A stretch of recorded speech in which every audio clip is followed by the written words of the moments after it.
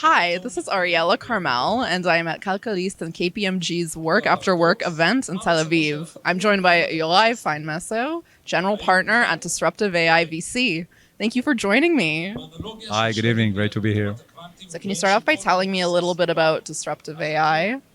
Sure, we are an early stage fund investing in startups, Israeli focused, that are taking AI for the next level, for the next steps.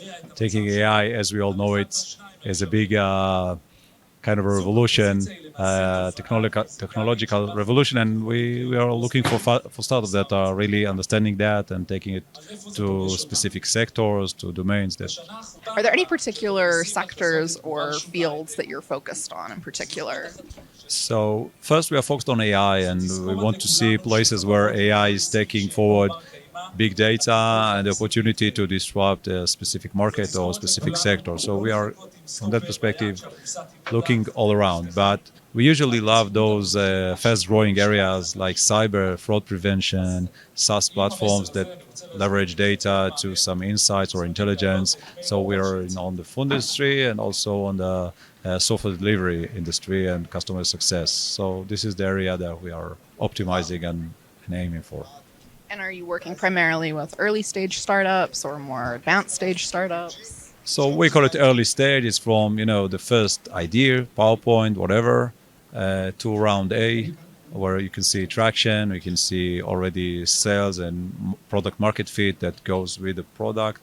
If it's in the beginning, so we help the companies to understand how to take AI and how to make a product out of it in a way that it could be monetized and give the most impact. And if it's at round A and already with revenue, we want to see the product market fit and the right use of technology and what moat or barrier to entry did they gain already to do the next steps.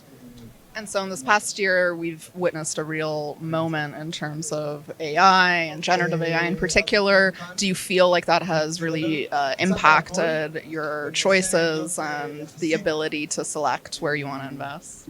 So actually, that's amazing. 3 years ago when we started to say we are investing in AI, people looked at us, kind of, who are they and what they really want to do. AI is something in the future, and maybe by the end of 2021, AI was still outside of the game, meaning that even companies that we invested in found it, difficult with some kind of pushbacks from their clients saying, "Don't give me that AI; it will not work, and I can't believe in it."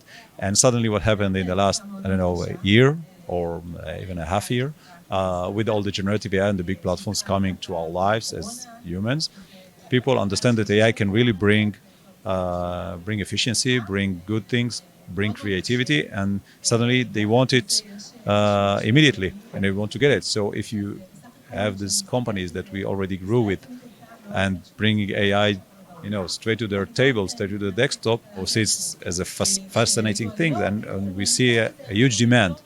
If you look at the Gartner hype, so AI, generative AI moved from very early stages.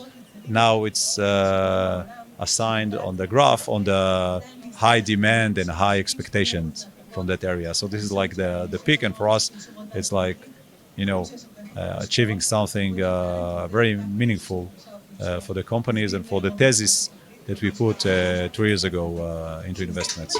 And do you think, I'm curious, because of the surge in popularity and just general awareness about the capabilities of AI, that it's made companies that are operating in this sector more immune to the impact of the global economic downturn? So first, I think we all feel the impact of the global slowdown, and we understand what happened to valuations of companies. We also those remarkable companies from 2 years ago that achieved high valuations and huge multiples. So they're all under a pressure now, and the valuations are going down. And suddenly, those with the AI, those that believed in AI and took AI as part of their technology, part of their core IP, are actually going up, and they're going very fast because there is demand and they have the technology, and now they have the product to provide with all the customers, not from B2C to B2B. So from that perspective, I think generative AI or AI at all is kind of a saver for the high tech, not only the Israeli high tech, but also the general high tech in these tough times of kind of a slowdown and difficulties that we all feel from the interest and so forth. Right. And so, like, one of the main challenges that the Israeli tech sector has encountered in particular is that because it's so much harder to gain investments, there are less and less startups being founded in general. Do you see that trend also within the field of AI, or does it negate that? I see it because investors are more picky. Some of the investors, mainly angels and those first money that help startups to begin with, are those that were hurt the most from the slowdown because their companies, their already IPO companies, are now in some troubles or they went a little bit down, so they don't have the spare money to invest in startups. Even they are as single investors, so this is a kind of a slowdown here. And for VCs, we expect lower valuations and lower multiples, and we are in a transition where founders and entrepreneurs and all startups understanding that this is the time to lower the valuations and to be more precise on their plans. And it's harder work. It's not just being a high fly and huge valuations. And you have to be more accurate. So this is what we see. For us, it's an opportunity.